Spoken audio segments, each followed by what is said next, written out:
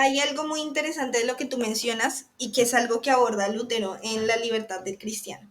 Y a mí esto me parece muy curioso porque es algo que se ha olvidado un poco en el ala protestante, pero sí es algo que Lutero era muy enfático en mencionar y sobre todo por lo que tú dices, él aún tenía una noción sacramental muy marcada.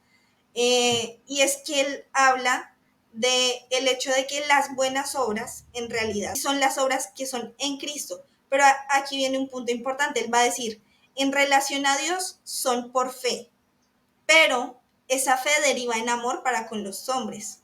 Entonces él Ujú. hace mucho énfasis en el amor al prójimo. Si las obras que tú efectúas son buscando tu propio bien, entonces esas no son buenas obras producto de la justificación divina, porque las estás haciendo para ti mismo. Las verdaderas buenas obras son aquellas que se dan en amor para el prójimo. Bien, un saludo para todas las personas que nos acompañen en el día de hoy. Aquí me encuentro con mi amiga Alejandra Calderón y estamos en la segunda charla que tiene como título general Ortodoxia y Protestantismo. En este caso, hemos decidido juntarnos para hablar acerca de la doctrina de la justificación. Y pues muchos sabrán que esto es un tema bastante complejo, que lamentablemente es un diálogo que se ha cristalizado en el sentido de que al parecer en muchos frentes de diálogo ya no hay nada más que hacer, parece que ya cada quien se ha atrincherado en su posición, así que la idea es pues juntarnos a conversar acerca del tema, analizar por qué se ha cristalizado, por qué el diálogo se ha vuelto estéril y proponer una forma quizás de reabrir de manera fresca este diálogo, de volver a realmente escuchar el otro lado y buscar en la medida de lo posible un entendimiento común acerca de la doctrina de la justificación. Ver que sí es posible aún dialogar verdaderamente acerca de esto. Así que Alejandra, gracias por aceptar la invitación y ser parte del video de hoy. A ti muchas gracias. Esta conversación es una conversación que a mí me entusiasma mucho porque ya ha sido abordada, eh, bueno, por 500 años, con muchas discusiones de bando y bando. Para el lado protestante es una doctrina medular y básicamente de allí se desprende todo, toda la concepción teológica, toda la sistematización de la teología protestante. Entonces es muy importante, pero al mismo tiempo, hablar de la doctrina de la justificación puede, aunque ser muy técnica y muy desgastante en un nivel académico, también es muy beneficiosa cuando lo llevamos a la práctica y cuando entendemos la doctrina de la justificación como una doctrina fundamental en la que desde las distintas tradiciones se aborda con diferentes perspectivas, pero realmente se habla de un mismo tema y un tema que nos compete a todos porque realmente es la salvación del hombre, ¿no? Entonces, cuando ya nos centramos más en el asunto de la salvación y de cómo el Evangelio es revelado y podemos entenderlo mejor cuando entendemos la doctrina de la justificación, pues el diálogo es mucho más ameno y es lo que se ha intentado hacer en los últimos años, incluso en alas académicas, pero desgraciadamente no siempre llega este diálogo al populum, ¿no? No siempre es comprendido por la iglesia local, entonces la idea es poder llegar a esos puntos más claros, más prácticos, más sencillos, en los que entendemos realmente qué es lo que se quiere discutir cuando se habla de la doctrina de la justificación. Así es. De hecho, podemos comenzar conversando acerca de por qué la conversación se vuelve estéril cuando se hace demasiado técnica. Y está esta idea en algunos círculos teológicos de que no, la conversación tiene que ser técnica para que sea más real que lo práctico. O sea, se genera esta especie de dicotomía extraña entre lo académico y lo práctico, como si lo académico y abstracto fuera más real o más objetivo, cuando al final del día somos seres humanos que tenemos cuerpos, que tenemos familias, que somos parte de una comunidad, que somos parte de una iglesia, y al final del día somos un todo integrado, no somos cerebros clavados en un poste como si así se fuera a resolver todo. Entonces, ¿por qué piensas, Alejandra, que la conversación se volvió tan técnica? ¿Por qué está esta presuposición de que el técnico es mejor, más objetivo, más real y práctico es menos real o menos efectivo, no sé. Bueno, lo que sucede es que yo personalmente siento, haciendo una lectura de lo que sucedió con la Reforma Protestante, que está esta frase que es muy conocida para todos y es que las ideas tienen consecuencias, ¿no?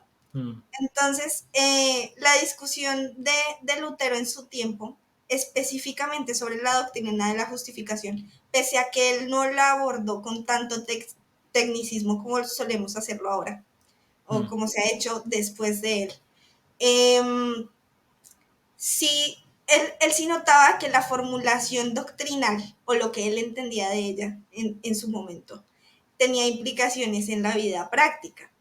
Pero tal vez si nosotros vemos un poco más de lejos la historia, de pronto a la luz del siglo XXI y de todo lo que ha ocurrido después de esto, podemos darnos cuenta que probablemente lo que la denuncia que hacía Martín Lutero en su tiempo no era tanto una denuncia, un aspecto doctrinal muy concreto, yendo a los tecnicismos, sino a una situación común de la iglesia en ese momento, y era una situación muy práctica. Y yo, para mí hoy es el moralismo, lo que muchas iglesias llaman legalismo o religiosidad, mm, eh, que estaba muy presente en su tiempo, y no podríamos decir que solo en su tiempo, también sigue estando ahora, mm, no solo en la iglesia católica romana, sino también en el protestantismo. Entonces, cuando se entiende eso, uno se da cuenta que esta discusión muy técnica, aunque pueda ser provechosa para algunos académicos en el sentido de tratar de precisar aspectos doctrinales, es infructuosa porque solo se están abordando perspectivas de una problemática. De alguna forma es una mirada muy subjetiva. Es tratar de abordar un problema común con tecnicismos sobre alguna doctrina, pero esos tecnicismos parten de la subjetividad de cada mm. tradición cristiana. Entonces es cuando el diálogo se tiende a volver muy tedioso, y es lo que ha sucedido a lo largo de la historia, sobre todo porque las posiciones no logran comprender que la diferencia es una diferencia de perspectiva de Ujú. otra tradición, que no se está ignorando algún aspecto solo porque se mencione otro. Claro. Entonces, ese punto es lo que hace que ese diálogo sea muy tedioso, y sobre todo aún cuando se discute el tema y se quedan solo en esos aspectos muy teóricos, en esos tecnicismos, pues es cuando se vuelve en cierto sentido como cansón, como difícil de escuchar, ya no gusta porque todos quieren decir que esta palabrita en específico, este aspecto, este punto, es lo que afecta a la práctica cristiana. Y cuando vamos ya al tema fundamental, nos damos cuenta que la necesidad que tenemos todos los cristianos es entender los fundamentos del cristianismo para que eso afecte nuestra vida práctica, no estos Ujú. aspectos pequeñitos de formas aisladas. Entonces, Exactamente.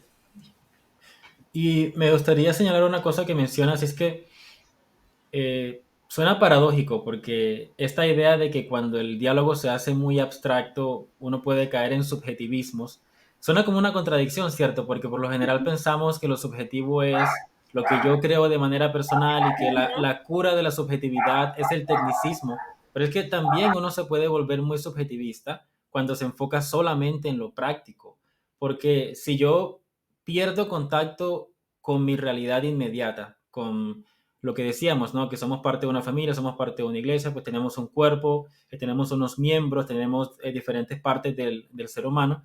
Entonces, la realidad es irreduciblemente compleja, y si yo me vuelco solamente a las ideas, esa es otra forma de volverme subjetivista. O sea, hay que entender que hay subjetivismo por enfocarme en mis opiniones personales, pero también hay subjetivismo por lanzarme a las ideas y desconectarme de lo personal, de lo humano, de lo encarnado. Entonces, hay que entender que por ambos lados uno se puede volver subjetivista. Y entonces la solución nuestra no es generar tampoco una dicotomía. O sea, no vamos a decir Alejandra y yo en esta charla que la solución es irnos solamente a lo práctico y dejarlo abstracto, porque caeríamos en el mismo error.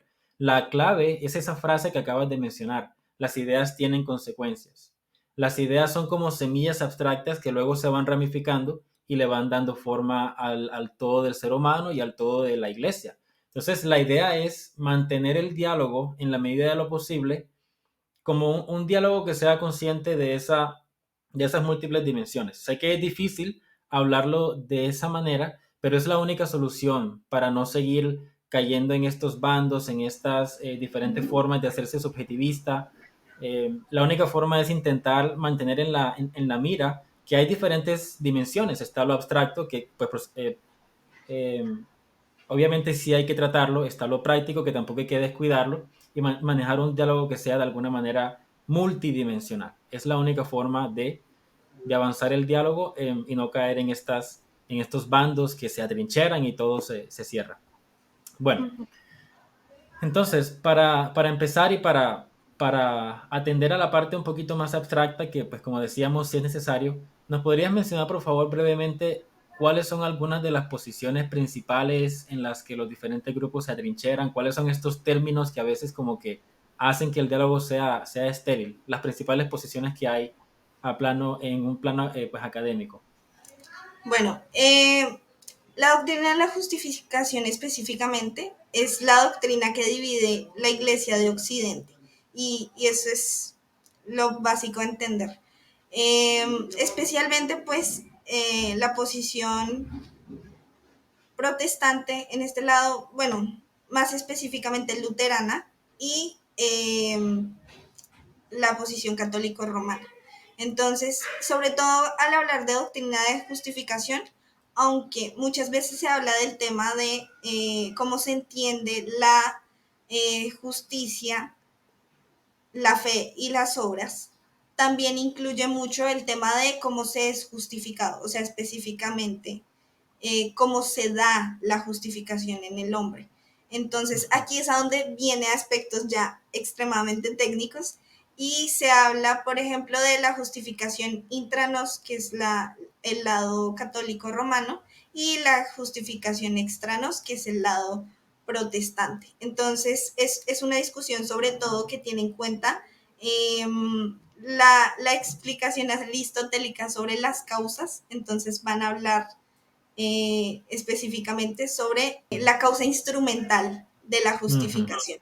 Entonces, cuando ya se habla de causa instrumental es cuando empezamos con los tecnicismos en ambas posiciones. Entonces, un lado va a defender que esto tenemos que ser categóricamente justos por medio de Jesucristo antes de efectuar la justicia. Y otros van a decir, no, tiene que haber una justicia inmanente que Dios pone en nosotros por medio de el sacramento del bautismo antes de decir que un ser humano es justo. Eh, Ambos igual dicen que la justicia viene de Dios, entonces ya ahí se empiezan a diversificar un poco los puntos de cómo se ve la justicia en el hombre. Sin embargo, pues también es importante saber que, como lo mencionaba anteriormente, esto ya ha estado en diálogo, sobre todo a partir de Concilio Vaticano II. Entonces ya hay una posición común, una declaración conjunta entre la posición protestante histórica, que es la del luteranismo, y la católico-romana, en la que no ignoran que sí hay divergencias, sí hay puntos diferentes, pero que estos se dan por cuestiones de énfasis. Y Ujú. allí está muy especificado cuáles son las diferencias, pero también se busca, bueno, qué es el punto común, qué es lo fundamental sobre la doctrina de la justificación que creemos todos los cristianos y que a qué punto nos ha permitido llegar el diálogo en el que entendemos que, aunque en Trento esto fue motivo para acusar de herejía de lado y lado, ya hoy no es así. Ya hoy podemos decir, hemos encontrado un punto común entre ambas iglesias para comprender el tema de la justificación, no ignorando que existe este tema de los tecnicismos y que sí hay diferencias, pero estas diferencias ya no son diferencias que consideramos fundamentales. Ujú. Y diríamos que el punto en común es que tanto el catolicismo como el protestantismo entienden que Dios es el que efectúa la justificación, ¿cierto? Ese es por lo menos un territorio común en el que se puede ampliar un nuevo diálogo. Exacto. Y no solo que Dios es quien efectúa la justificación, sino que la verdadera justicia solo procede de Dios. Ambos de hecho van a llegar a la conclusión de que pese a que en el catolicismo se hace énfasis en las obras, que son obras en Cristo, eh, esto no agrega en el asunto específico de la justificación al hecho de que seamos justificados, sino que Ujú. la justificación depende totalmente y absolutamente de Dios, aunque se considere cierta colaboración. Pero bueno, aquí esto tiene que ver mucho con el video anterior que grabamos y es cómo entienden las posiciones sinergistas el tema de contribuir o colaborar con Dios, que no Ujú. es tanto de mí, sino que viene de una gracia que Dios ha puesto en los seres humanos. Entonces, Correcto. allí es a donde estarían como estas diferencias, pero aún así se llega a entender el punto común y es que toda justicia proviene de Dios y solo Él puede justificarnos y también es el medio de nuestra justificación. Ujú. Entonces, ok, ese es un campo común ya bastante amplio porque, ok, Dios es quien efectúa la justificación es efectiva y solamente le pertenece a Dios, pues Dios es el único justo verdaderamente, pero ya cuando empezamos a hablar de qué tanto participa el ser humano en ese proceso a través del cual nos convertimos en personas justas como Dios lo es ahí donde pueden ver el video, lo voy a poner aquí arriba el video de la charla pasada que tuvimos acerca de cómo las diferentes ramas protestantes entienden la dinámica humano-divina que tanto interviene Dios y el hombre en el proceso de salvación. Ok, estoy muy de acuerdo con eso. Y es aquí donde sí es importante irse a lo abstracto y ser riguroso con las definiciones, porque no podemos tampoco decir que ya pues estamos todos de acuerdo, ya todo está bien y ya somos un solo cuerpo. O sea, sí es importante ir a la parte rigurosa y revisar estas cosas. Por ejemplo, del lado de la teología ortodoxa, claro, los ortodoxos no niegan que la justificación está presente en la Biblia, o sea, está allí. La Biblia está plagada de un lenguaje legal que o sea, nadie debería atreverse a negar que hay un lenguaje legal, pues un lenguaje como de corte, ¿no? De justicia, un lenguaje penal Uh-huh. incluso, está allí. La gran pregunta es, pues como tú lo decías, ¿en qué consiste la justificación? ¿Está presente en la Biblia? Sí. ¿Hay un lenguaje legal? Por supuesto que sí, pero ¿en qué consiste? ¿En qué sentido la justificación es un instrumento? Porque no todas las ramas del protestantismo, pero algunas hacen un énfasis muy fuerte en la justificación como si Cristo fuera un sustituto, como que se nos imputa la justicia de Cristo haciendo mucho énfasis en la declaración de Dios de que por Cristo somos justos y descuidando quizás no, en varias ramas es claro que sí descuidan el convertirnos en personas justas. ¿Nos puedes comentar un poquito más pues sobre esto? Este es un punto muy importante porque precisamente en esto es que radica la discusión que se ha dado a lo largo de los últimos siglos. Y es la no comprensión correcta de cuando se habla de la justificación, sobre todo en relación a las obras, a qué se refiere y cómo se da en estos términos legales. Porque el protestante sí es muy enfático en el asunto legal. Y de hecho la definición de la justificación del ala protestante es más esta. La doctrina de la justificación se refiere a un veredicto judicial bondadoso de Dios anterior al día del juicio. Y este aspecto es muy importante porque no solo en el protestantismo, sino en todo el cristianismo, está muy presente este aspecto escatológico del día del juicio. Y cuando se habla de justificación, algunas veces se ignora este tema, porque Ujú. hablamos solo de la discusión del siglo XVI, pero no de la visión escatológica de cómo Dios va a efectuar su juicio en el mundo. Entonces, el asunto es que cuando llegue ese día, ¿cómo van a ser juzgados los creyentes en Cristo? Esa es la Ujú. pregunta que se va a hacer el protestante y por eso va a hablar de una declaración punitiva de justicia imputada al creyente por medio de Cristo para que ese día esté perdonado de sus faltas, se presente delante de Dios como justo. Eh, y esto es muy importante porque fue algo que a la Iglesia Católica Romana del siglo XVI le costó comprender de Lutero.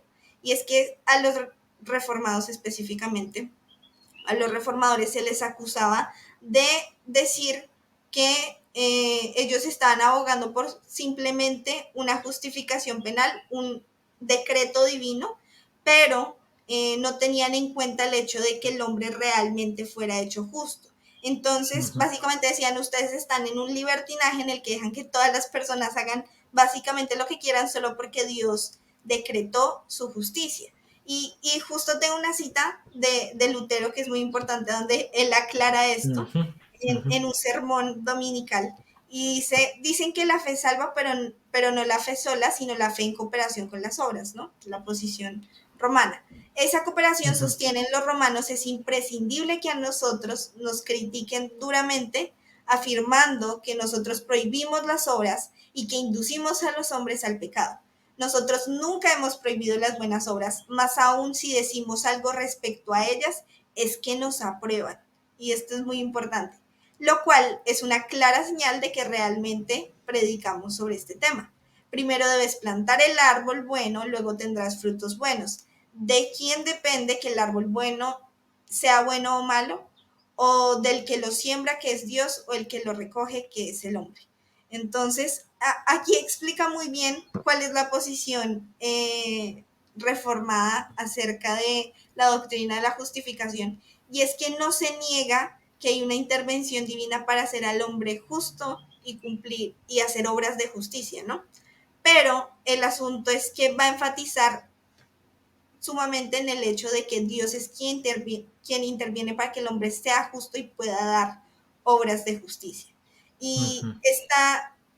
eh, este debate se da precisamente por no comprender bien esta noción, y es que el hecho de que se haga énfasis en el acto decretivo de Dios al decir que el hombre es justo, no ignora el hecho de que el hombre sea ontológicamente justo o que Dios intervenga en él de forma interior. Y de hecho esto lo aborda Lutero en La libertad del cristiano, cuando él empieza a hablar de el espíritu y la carne. Y entonces habla de la realidad espiritual y la realidad material del hombre. Y él dice que por eso es que entendemos y por eso él entiende que el hombre es tanto justo y pecador cuando Dios lo justifica.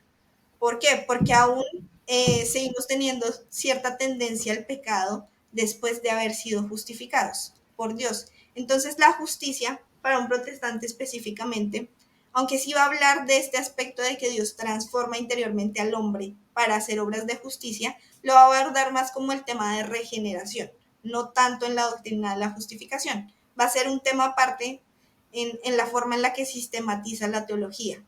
específicamente los temas soteriológicos.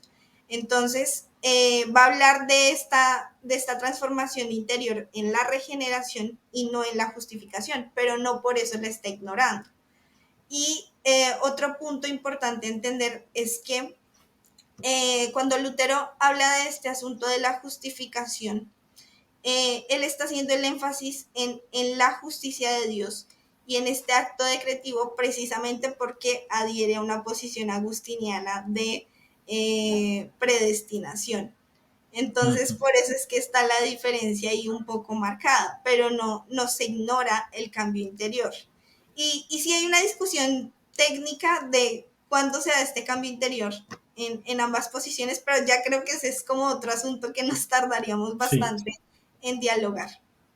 Sí, el tema esta vez es específicamente la justificación.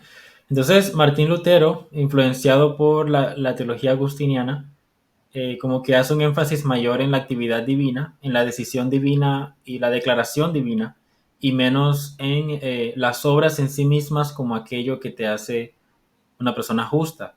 Y me parece pues muy fascinante que aún Lutero en vida ya presenció esta falsa acusación, esta idea de Ujú. que ustedes están descuidando las obras. No, Lutero no estaba descuidando las obras, él estaba queriendo revisar la fuente. de esas, o sea, ¿de dónde vienen las buenas obras? ¿Cuál es la fuente indicada según el Evangelio, ¿no? Y él va a decir, es por decreto divino, es iniciativa divina. Y Lutero, él no va a negar tampoco aspectos, por ejemplo, que ya hoy se han vuelto mucho más, que se han pues establecido peleas mucho más profundas entre los católicos y los protestantes, porque Lutero todavía tenía una fuerte visión sacramental. Él va a Ujú, hablar del bautismo como regeneración. exacto. Entonces, él no va a eliminar completamente la cooperación humana, entendida simplemente como someterme al regalo de Dios Ujú, para que Él me haga justo. Ya como que abrir las manos en el bautismo, que no es ujú, una obra meritoria en el sentido de que el bautismo me salva, sino que es una forma de yo expresar ese abrir las manos para que Dios sea el que me haga justo. Lutero ujú. ya va a decir todo eso, entonces luego de Lutero han venido todo tipo de falsas acusaciones, han venido todo tipo de dicotomías innecesarias, que si tan solo revisáramos lo que ya Lutero experimentó en vida, pues avanzaríamos mucho más rápido en el diálogo, ¿cierto? Así es. De hecho, bueno, hay algo en lo que eh, no diría que precisamente Lutero, pero sí los protestantes van a tener muy presente, y es que cuando ellos hablan del aspecto regenerativo, sobre todo el protestantismo hace mucho énfasis en una santificación progresiva. Va a haber el hecho de que el hombre sea hecho justo, no tanto por obras de justicia, sino por remisión de pecados. Entonces, sí va a decir que probablemente el día del juicio, cuando seamos juzgados por nuestras obras, lo que se va a sopesar, en parte sí van a ser nuestras obras en Cristo, pero también el hecho de la remisión de nuestros pecados en Cristo. ¿Por qué? Y esto es un punto importante que yo creo que es muy bueno entenderlo del lado protestante, porque el protestante va a abrogar a versículos donde se habla de que, bueno, no hay justo sino uno, sino solo uno. Eh, Ningún ser humano es justo. Alguien que infringe un aspecto de la ley ya es acusado de infringir toda la ley. Entonces, en ese sentido va a decir, bueno, incluso después de nuestra justificación, el hombre no va a ser total y absolutamente pleno en ser bueno, en ser totalmente justo, porque no lo es. Hasta el día en que seamos totalmente transformados y tengamos un nuevo cuerpo, y ese va a ser el día del Señor. Pero como se tiene presente esto, el hecho de que aún seguimos pecando, el hecho de que aún seguimos haciendo cosas malas, entonces la justificación no solo es una acción justificadora en la que actuamos con justicia, sino es también la remisión de pecados y sobre todo eso. ¿Por qué? Mm, Porque el día de juicio lo que va a hacer es que hay una declaración de justicia por las obras de Cristo. ujú, ¿Quién es el justo? Y allí es a donde se tiene en cuenta en que la justicia del hombre es la justicia de Cristo y por lo tanto es la remisión de sus pecados. ujú, Entonces, esa justicia es una justicia derivada. Y en esto sí se va a hacer énfasis. Tal vez otras posiciones cristianas, otras tradiciones cristianas van a hablar más de cómo Jesús en nosotros puede producir buenas obras. Pero el ujú, protestante va a decir, sí, produce en nosotros buenas obras, pero realmente en la mayoría de nuestro tiempo lo que está haciendo es remitiendo nuestros pecados, porque no hemos dejado de hacerlo, probablemente no lo dejaremos de hacer en diferentes medidas, pero aún la justicia se deriva del hecho de que Él esté perdonando constantemente nuestros pecados a fin de presentarnos aceptos delante del Padre. Entonces, ujú, eso sí es un punto muy importante que es pocas veces dialogado, pero sí está muy presente en la visión teológica protestante. ujú. Eso es muy interesante. Hay un contraste interesante con la visión teológica ortodoxa, porque para la teología ortodoxa el pecado es sinónimo de enfermedad.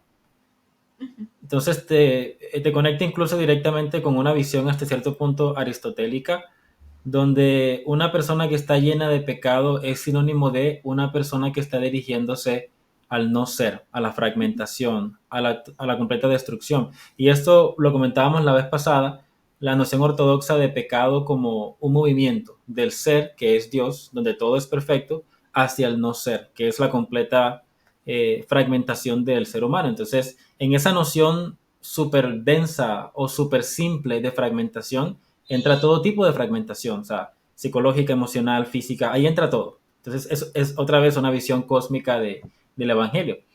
Y entonces el énfasis no está tanto en Cristo perdonando nuestros pecados hasta el día del juicio final, sino Cristo sanando nuestra naturaleza, restaurando nuestra naturaleza. Entonces, eh, es más un énfasis terapéutico, pero en un sentido amplio. Pues por supuesto, también está el hecho del perdón. De hecho, los ortodoxos nos confesamos o nos deberíamos confesar con regularidad, lo cual ahí está el énfasis en buscar el perdón, pero nunca perdiendo de vista que el propósito último de buscar el perdón de Dios es sanar, es dejar de pecar, es en la medida de lo posible, lo máximo que sea posible, dejar atrás incluso el hábito mismo, la tendencia misma al pecado. Eh, ajá. Hay algo muy interesante de lo que tú mencionas y que es algo que aborda Lutero en La libertad del cristiano. Y a mí esto me parece muy curioso porque es algo que se ha olvidado un poco en el ala protestante, pero sí es algo que Lutero era muy enfático en mencionar y sobre todo por lo que tú dices, él aún tenía una noción sacramental muy marcada. Y es que él habla de el hecho de que las buenas obras en realidad, porque, bueno, esto lo hablamos la vez pasada, ¿no? Hay que distinguir de alguna forma entre esta gracia general en la que los hombres pueden hacer obras horizontales y todos los seres humanos los hacen, teniendo o no a Cristo. Uh-huh. Pero él decía, entonces realmente, ¿qué es lo que hace que unas obras sean buenas y meritorias delante de Dios? Y son las obras que son en Cristo. Pero aquí viene un punto importante, él va a decir, en relación a Dios son por fe, pero esa fe deriva en amor para con los hombres. Entonces él Uh-huh. hace mucho énfasis en el amor al prójimo. Y allí comienza a desarrollar una idea en la que él dice, si lo que tú haces, si las obras que tú efectúas son buscando tu propio bien, entonces esas no son buenas obras producto de la justificación divina, porque las estás haciendo para ti mismo. Las verdaderas buenas obras son aquellas que se dan en amor para el prójimo. Entonces él decía, si tú buscas hacer algo, y habla de la confesión también específicamente, si tú te confiesas para obtener el perdón de Dios, para estar bien con Él al día del juicio, realmente, aunque es una acción bien intencionada, no es una buena obra porque únicamente estás pensando en ti. Pero cuando tú vas a confesarte pidiendo perdón por tu pecado delante de Dios, pero también siendo consciente de que afecta a otros y quieres que Dios te salve y te redima para poder hacer el bien al prójimo, en esa está la buena obra.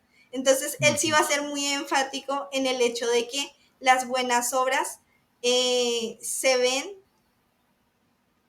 efectuadas por una participación en el aspecto sacramental, pero también y sobre todo por tener bien presente el amor al prójimo, porque Uh-huh. pues es el segundo gran mandamiento. Entonces él dice, ese segundo gran mandamiento se cumple haciendo el primero y es honrar a Dios. Y por eso también él es muy enfático con el tema de se salvo solamente por la fe, Uh-huh. porque Lutero va a decir, bueno, es que a fin de cuentas la justificación realmente no es una obra inherente en el hombre, pero es un acto de justicia en el sentido en que el hombre reconoce la justicia de Dios. Entonces, la justificación para Lutero, de hecho, no era solo una imputación de justicia, sino un reconocimiento de la justicia divina. Y él dice, esa es la verdadera justicia. La justicia es no reconocerme justo y saber Uh-huh. que solo Dios es justo y lo necesito a Él para poder actuar con justicia. Entonces, de Claro. hecho, de hecho allí se ve como un panorama mucho más completo acerca de la justificación, en el que no es solo este acto decretivo, sino también tiene mucho de participación eh, con lo humano y con el prójimo, sobre todo. En Sí. ese aspecto sí él definitivamente va a hacer énfasis. De hecho, realmente la posición de Lutero está muy en línea con la católica, realmente, y muy en línea con la ortodoxa, porque tienes a un santo como es San Juan Crisóstomo, que él tiene una serie de homilías basadas en la carta a los romanos, y es fascinante leer sus homilías acerca de Romanos porque él no hace este énfasis grandísimo en el tema de la justificación, sino que él lo mantiene dentro de un contexto más amplio. Por ejemplo, es importante traer aquí a colación un texto como Primera de Corintios capítulo 6, donde el apóstol Pablo mete la justificación dentro de un listado. Han sido justificados, han sido regenerados, han sido santificados. O sea, como que fuera, como que el apóstol Pablo tuviera en mente una imagen, una analogía que incluye la justificación, pero no se agota allí. Y eso es importante entenderlo porque la visión ortodoxa y de San Juan Crisóstomo es que cuando Dios justifica a una persona, él lo entiende como que Dios está infundiendo su justicia, pero su Ujú. justicia en tanto a ser, o sea, su justicia ontológicamente hablando, está siendo infundida sobre la persona. Entonces, es lo que Lutero dice, es el reconocimiento de la justicia de Dios como carácter de Dios, y con base en ese reconocimiento, permitir que Dios infunda esa justicia y que yo luego irradie la justicia divina, entendiendo justicia como carácter, no solamente como una cuestión declarativa. Así Sí. es. Por eso decía que la visión protestante no ignora ese tema. Lo que pasa es que en las discusiones más técnicas se va a centrar sobre todo en el aspecto punitivo, porque pues fue la discusión principal del siglo XVI. Aún así, no es que se ignoren otros aspectos, entonces eso es muy importante. Sobre todo en Lutero se nota más que no se ignoran esos otros aspectos, porque, bueno, yo te mencionaba antes que yo considero que leer a Lutero, bueno, Lutero no escribe de una forma demasiado sistemática, él es muy poético y sus lecturas son bastante fáciles incluso para alguien que no es académico, porque trata de hablar de los temas centrales de la fe de acuerdo a la problemática que él veía en su tiempo en la actuación de la iglesia. Aunque él lo deriva, y sí de una posición doctrinal en específica, se trata más de un contexto inmediato, no solo del aspecto doctrinal. Sin embargo, como la discusión se da más en las precisiones doctrinales, pues ya, por ejemplo, Calvino va a ser más preciso en hacer estas diferencias que nos llevan a la discusión de hoy. Y obviamente también sucede lo mismo del lado católico romano, pero sí se puede encontrar este aspecto más práctico en las mismas lecturas de Lutero. Ujú. Eso es algo muy importante de mencionar porque el lenguaje poético o analógico no es menos preciso que el Ujú. lenguaje técnico o el lenguaje súper especializado. De hecho, el lenguaje poético tiene la gran ventaja de ser más comprensivo, que te puede hablar de diferentes áreas de la vida de manera simultánea. No pierde profundidad un poema por ser poema. Al contrario, te abarca muchas más cosas porque los poemas son como una especie de diamante que lo puedes ver de diferentes aristas y sigues sacando más y más riqueza a partir de un poema que te habla, por ejemplo, del Jardín del Edén. De hecho, Lutero incluye mucha simbología del Edén en su Ujú. discurso. Entonces, él piensa de manera mucho más amplia que solamente una corte.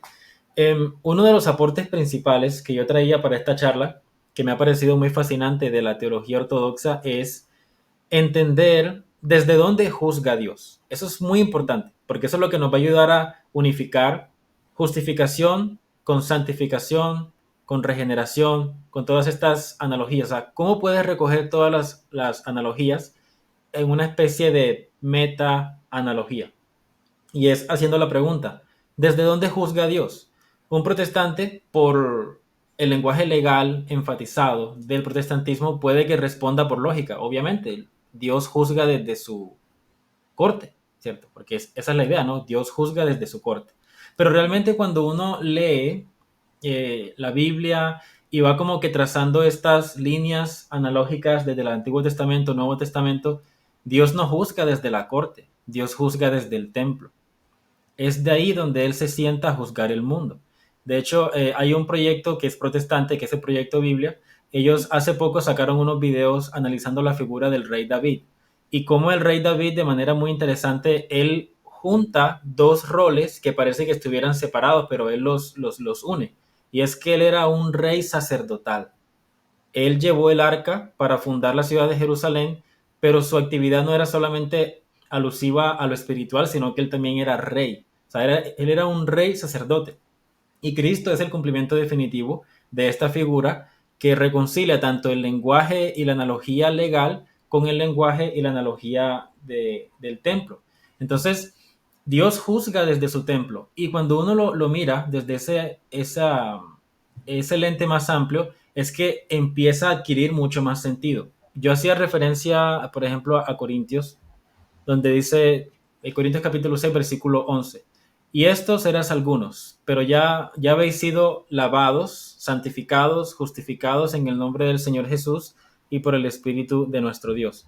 Con toda probabilidad, el apóstol Pablo tiene en mente aquí la imagen del templo, como que es a partir del templo que todas estas analogías se nos son aplicadas a nosotros. Y para terminar esta intervención, lo pongo de la siguiente manera. Cuando Cristo fue clavado en la cruz, ¿quién fue el que lo condenó? O sea, ¿quién fue el que clavó a Cristo en la cruz? No todos, pero muchos protestantes van a decir Dios Padre fue el que clavó a Cristo en la cruz.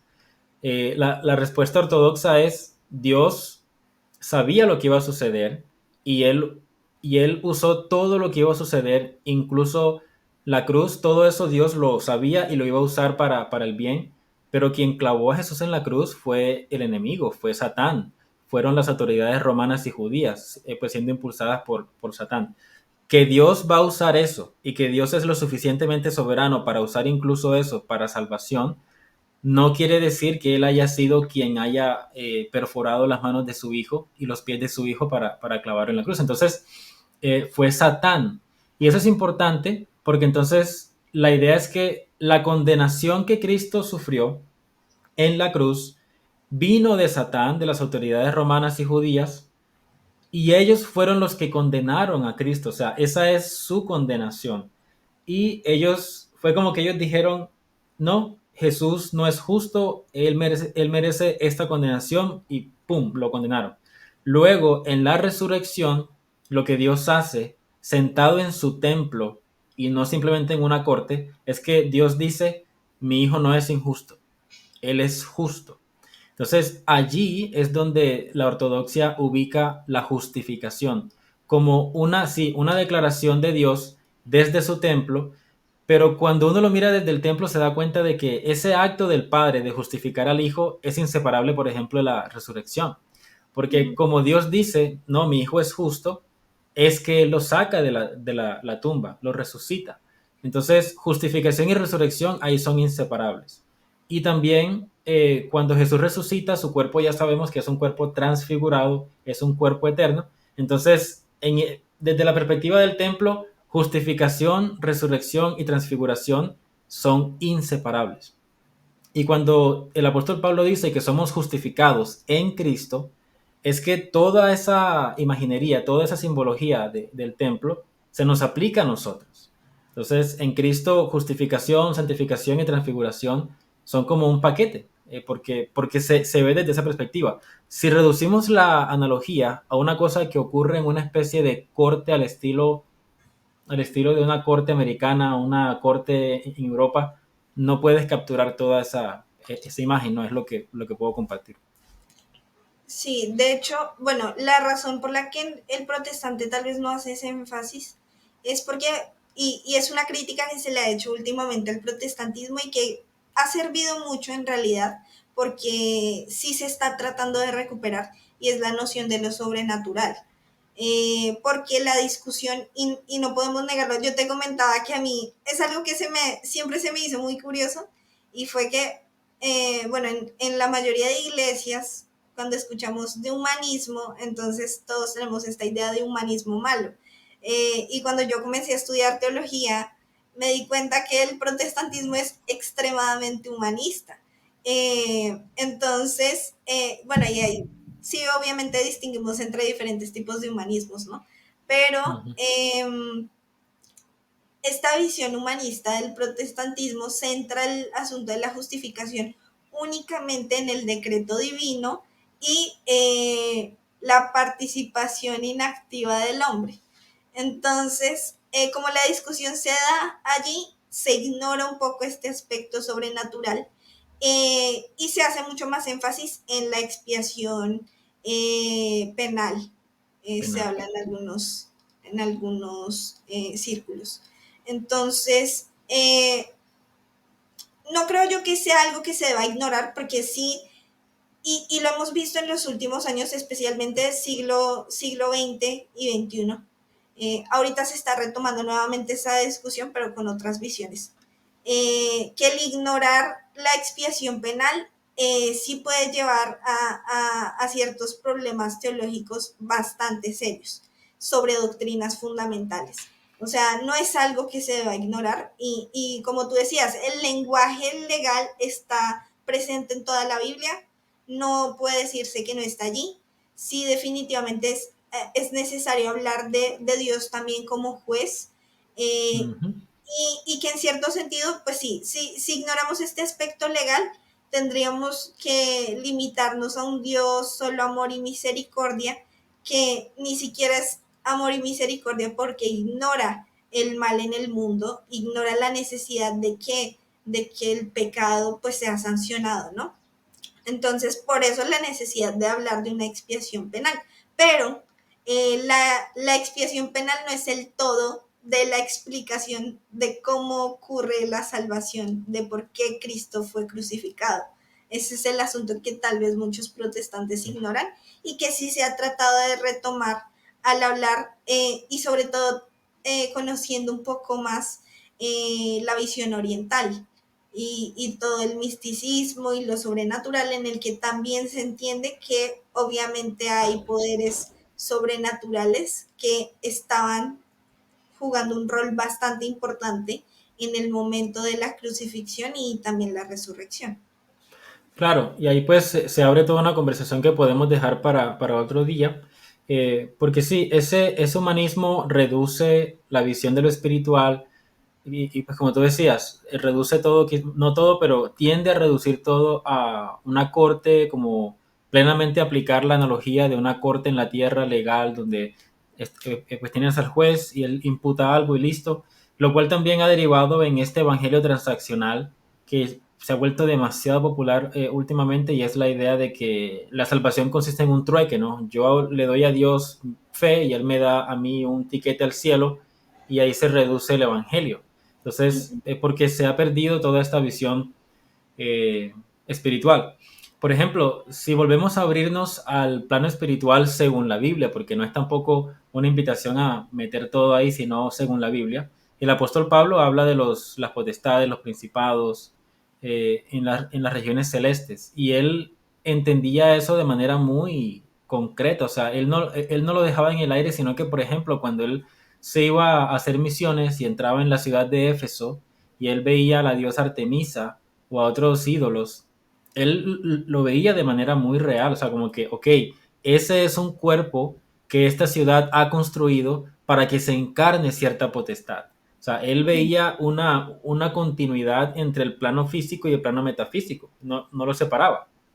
Um, y eso se ha perdido muchísimo, y eso le ha quitado mucho discernimiento a la iglesia a la hora de cómo entender el mundo, cómo entender las ciudades, cómo entender la manera como el enemigo actúa en los cuerpos sociales.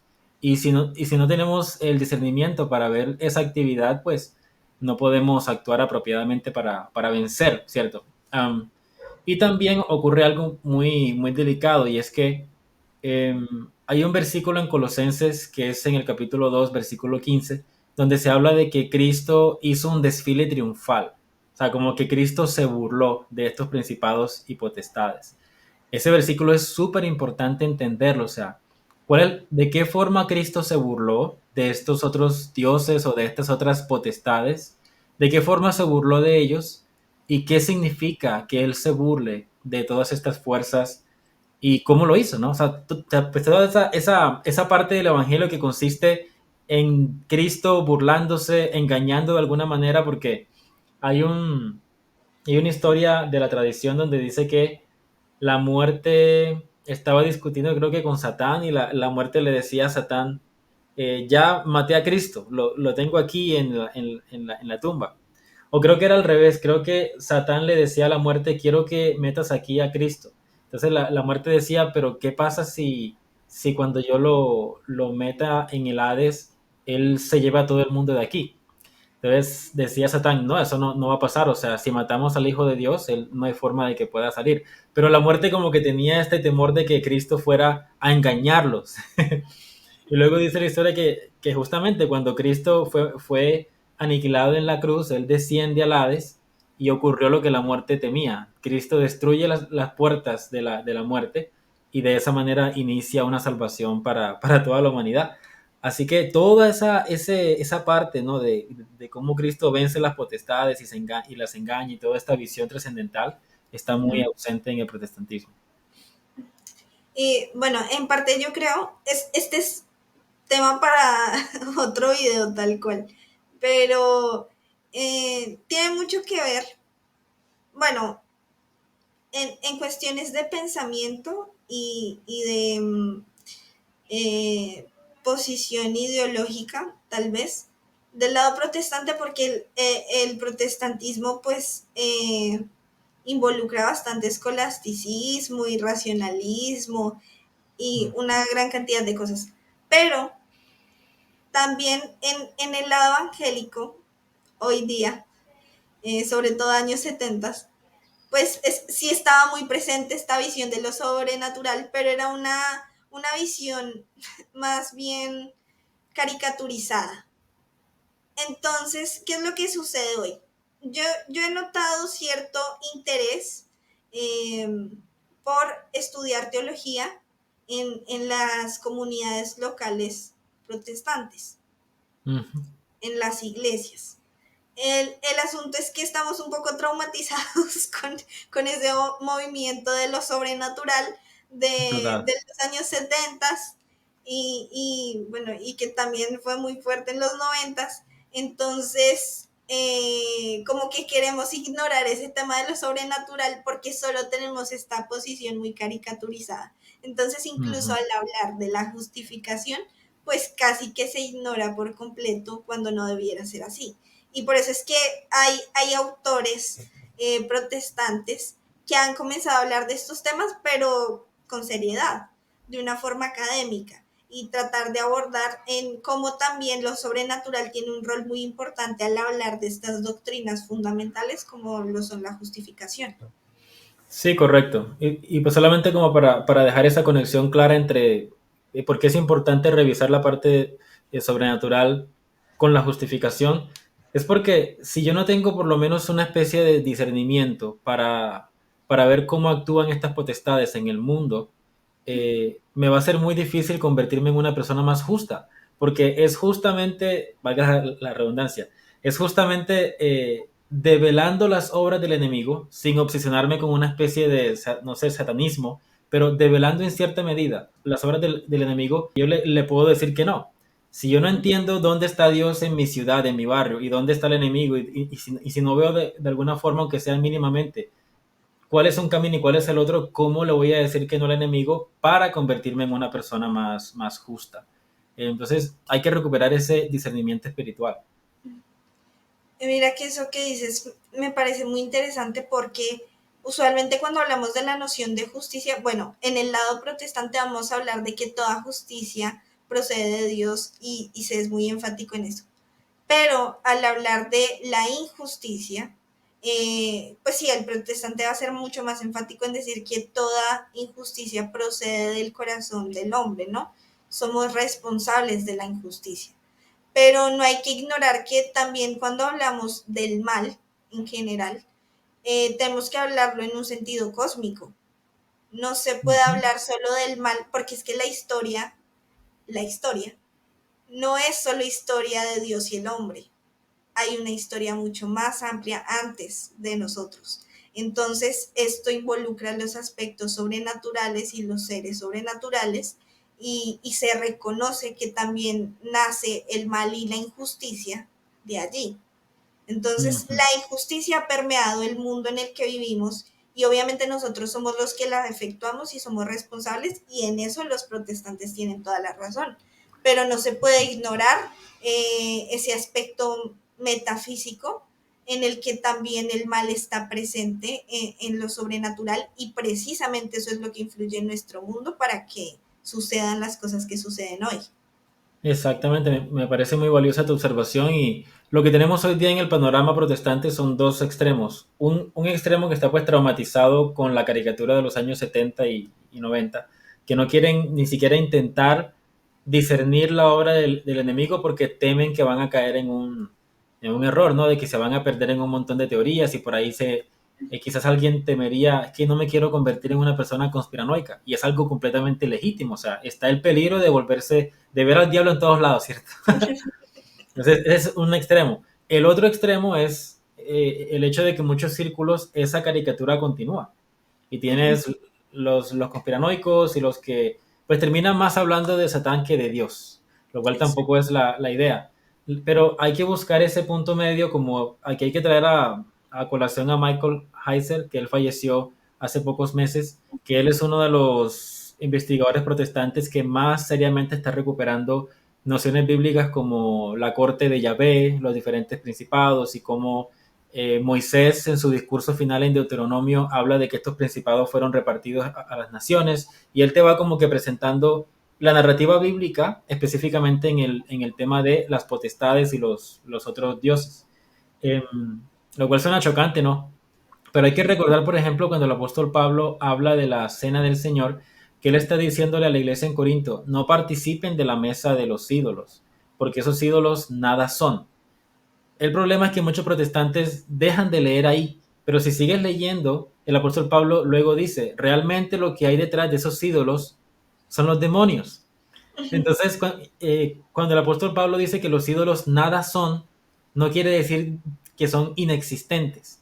Quiere decir que con referencia a Dios no son nada, pero Él les da una dimensión real porque al final dice son demonios. Entonces, esa es la parte que hay que recuperar para yo poder decirle que no. Y hay que, hay que prestarle más atención a versículos, por ejemplo, que dicen que el enemigo ataca a la iglesia con flechas encendidas. Es lo que tú decías, la maldad es la unión de lo que sale del corazón humano, pero también de las invitaciones que nos llegan de afuera, de esas flechas. Entonces, la flecha viene de afuera, hay una dimensión cósmica. Y cuando la flecha entra y llega a mi corazón y mi corazón produce un fruto de esa flecha encendida, es que yo participo de esa maldad, pero que está en el cosmos. Entonces, ya aquí tenemos un tema para la próxima Mira vez. que eso es muy interesante y voy a volver al tema de la justificación en los tecnicismos. Ujú, Porque cuando hablamos del tema de la justificación se habla precisamente de esta justificación extra, no imputada, pero que tiene, que sí nos justifica interiormente y es la justificación infusa. Pero podríamos hablar en ese mismo sentido, aquí estoy especulando un poco, podríamos hablar en ese mismo sentido de la no justicia, de la injusticia. Porque si lo vemos en este aspecto macro y cósmico, eh, también es una injusticia extra nos que nos invita a la injusticia infusa que mm, hay en el hombre. Entonces, incluso podría traducirse esta misma discusión técnica para hablar de la noción no justicia del mal y trasladarlo a los aspectos sobrenaturales, que yo creo que sería bastante interesante llegar a ese diálogo. No, no lo he escuchado hasta el momento, pero es bueno como hacer esa analogía de, porque claramente no vamos a irnos solo al aspecto analógico, también es importante la teoría y usar estos términos, pero sí que se ujú. puede hablar esto en referencia al mal y sería pues bastante enriquecedora la discusión sobre la justificación. Claro, de hecho, ese patrón que tú mencionas, que se puede aplicar tanto para Dios como para el enemigo, es lo que en la tradición se conoce como la dinámica entre la naturaleza o el ser, que es Dios, y la voluntad humana. Y que la salvación consiste en la unificación de la voluntad de la persona con el ser de las cosas. Lo opuesto sería la unificación de la voluntad humana con aquel que se opone al ser, con aquel que en última instancia quiere destruirte y quiere que te conviertas en una herramienta de destrucción. Entonces, para ambos lados lo que tienes es qué tanto mi voluntad está alineada, ya sea con el ser o con el no ser. Entonces, Ujú, claro, ahí entra pues, todo el tema analógico, que por ser analógico no pierde capacidad de explicar ujú. con mucho poder el fenómeno cristiano, nuestra experiencia del mundo y pues todas las cosas que nos atañen como cristianos. Así que, bueno, creo que este es un buen punto para ir cerrando. Alejandra, no sé qué otro comentario quieras aportar como para cerrar el tema de la justificación. De la justificación. Bueno, yo creo que de todo lo que hemos podido hablar, que ha sido bastante, definitivamente este tema no se agota.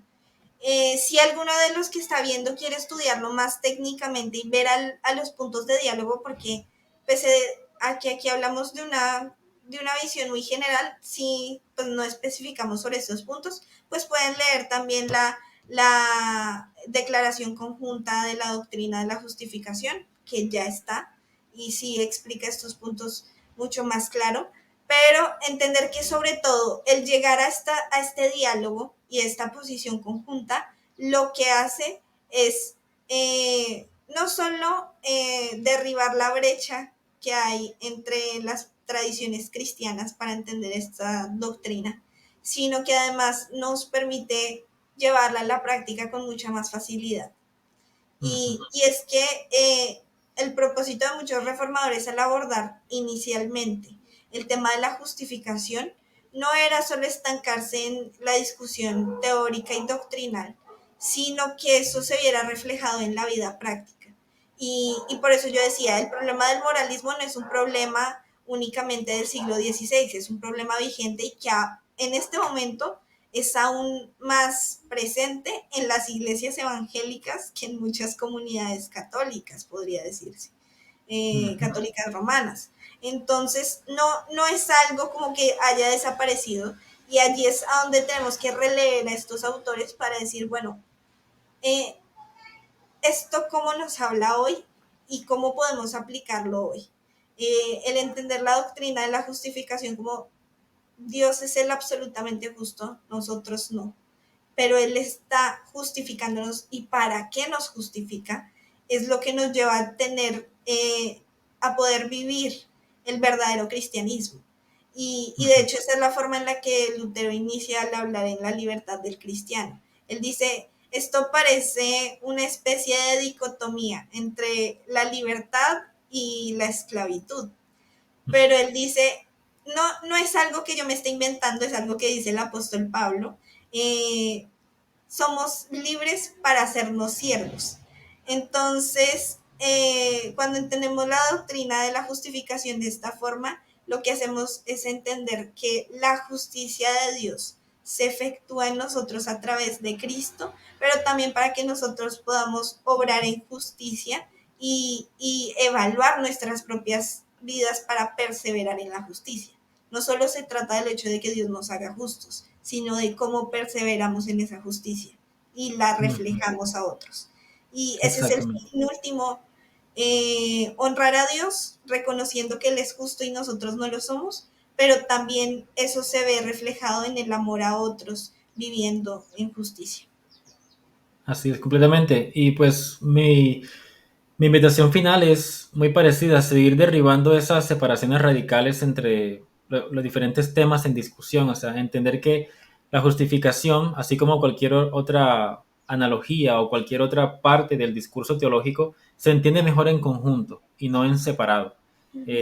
Y es por eso que el apóstol Pablo menciona la justificación dentro de la santificación y el lavamiento y todas estas analogías. Uno debe lograr un discurso teológico que unifique todo esto en una sola imagen cósmica.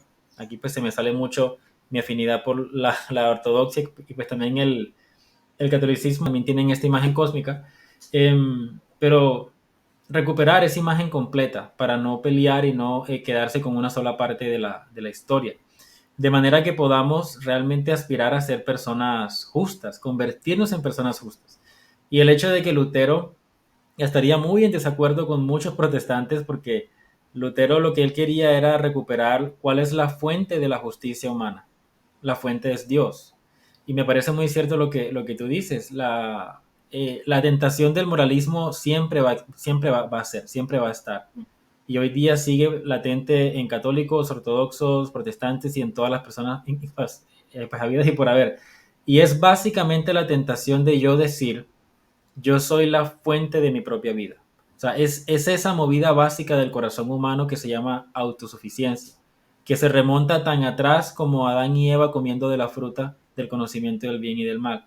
Es cuando intentamos hacernos autosuficientes. Entonces, es una cosa que siempre va a estar y entonces hay que entender que la justificación es parte del Evangelio y que lo que el Evangelio quiere es convertirnos en personas justas por iniciativa de Dios. Y entendiendo que la fe no es algo transaccional, no es yo le doy a Dios un sí y Dios me da a mí un tiquete al cielo, sino entender la fe como Cristo manifestó lo que es la fe, como una unión íntima entre el Padre y el Hijo. Lo que el Padre hace, eso hace el Hijo, decía Cristo. Y esa es la fe que nos hace reconocer la justicia de Dios, pero que también es la fe que nos hace encarnar la justicia de Dios. Entonces, nada más con eso. Bueno, esperemos que les haya gustado esta charla. Gracias por acompañarnos los que hayan llegado hasta el final. Y hasta una próxima ocasión, Alejandra. Muchas gracias por tu tiempo. A ti igualmente.